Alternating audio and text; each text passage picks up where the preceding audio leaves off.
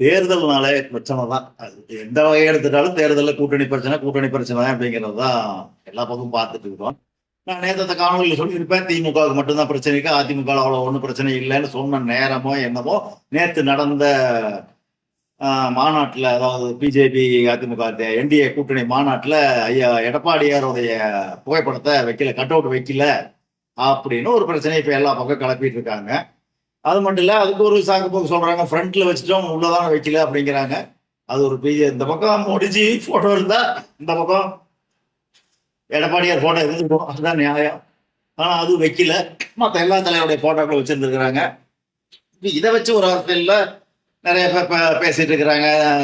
DMK கூட்டணியை விட இப்போ எடப்பாடியார் முதலமைச்சர் கிடையாது, வேற ஒருத்தர் தான் கொண்டாடுவாங்க.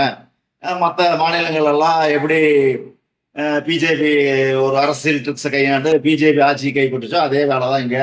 எடப்பாடியார் முதலமைச்சராக வந்து அவங்க அறிவிக்கவே இல்லை, எடப்பாடியார்னால வர முடியாது அப்படிங்கிறதான் இப்போ ஒரு பெரிய ஹிட்டா போயிட்டு இருக்குது. எல்லா யூடியூப் சேனல்லையும் அதுதான் போயிட்டு இருக்குது. நம்மளும் அதை பத்தி பார்க்கலாங்களா?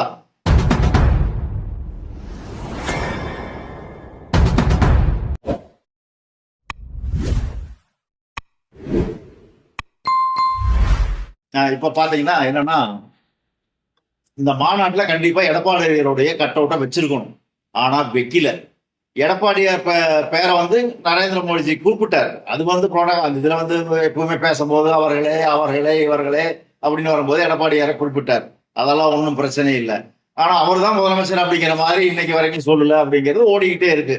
அது ஒரு வகையில சரிதான். இப்போ திமுக சொல்ற மாதிரி எடப்பாடியார் வந்து அங்க அடிமை சாசனத்தை எழுதி கொடுத்துட்டார் அப்படின்னு வச்சுக்கிட்டா, ஒரு உதாரணம் சொல்றாரு வச்சுக்கிட்டா, இந்நேரம் வந்து என்டிஏ கூட்டணியில யார் முதலமைச்சர் வேட்பாளர்னு நரேந்திர மோடியோ இல்ல அமித்ஷாவோ அறிவிச்சிருப்பாங்க.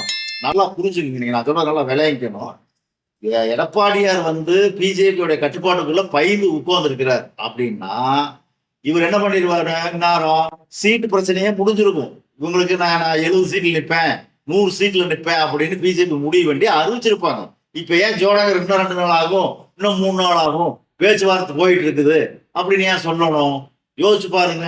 அதே மாதிரி விஜய் உள்ள கூட்டியாரன்னு ஒருத்தர் சொல்றாரு, சொன்ன அப்புறம் வெளியெடுக்கிறாங்க. விஜய் வந்தாலும் வரலாம், வராட்டி போகலாம் அப்படிங்கிற மாதிரிலாம் சொல்றாங்க.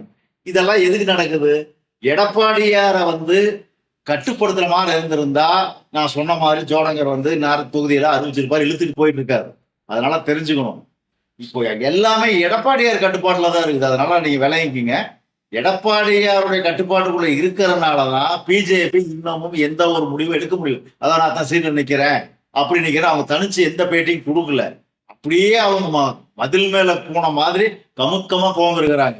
புரியுதுங்களா? எடப்பாடியாரை எதிர்த்து சரி முதலமைச்சர் எடப்பாடியார் இல்லை அப்படின்னு அவங்களால சொல்ல முடியுமா? புதுசா கொண்டாடுன்னு சொல்ல முடியுமா? அப்படி கொண்டாடமா இருந்தா செங்கோட்டையனே வச்சிருந்துருப்பாங்க. நல்லா தெரிஞ்சுக்குங்க.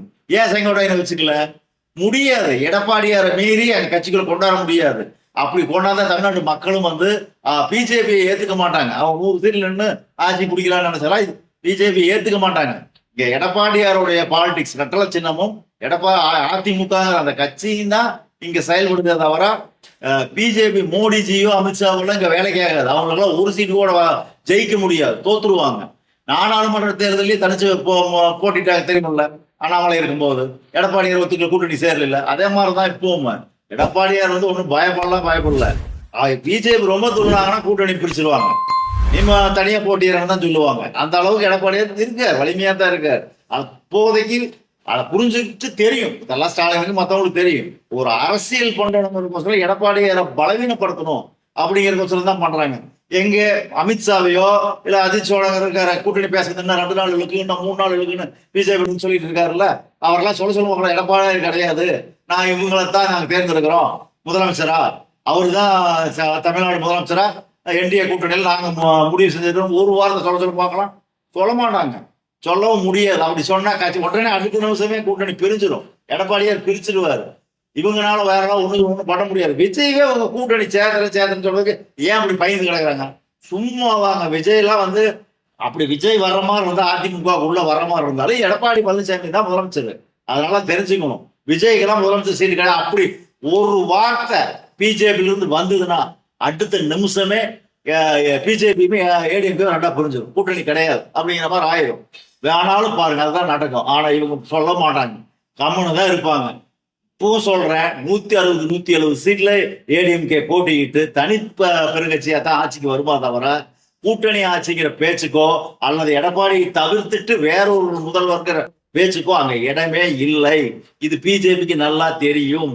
அதனால சும்மா அப்படியே போந்துக்கிட்டு பீலா விட்டுக்கிட்டு போந்துக்க காங்கிரஸ் எப்படி திமுக மிரட்டிக்கிட்டு 3 சீட்டுக்கு 25 இருந்து 28 வர்றதுக்கு 3 மாசமா முக்கிய இருந்துச்சாங்களோ அந்த மாதிரி ஒரு ஷோ காட்டிட்டு வந்திருக்காங்க.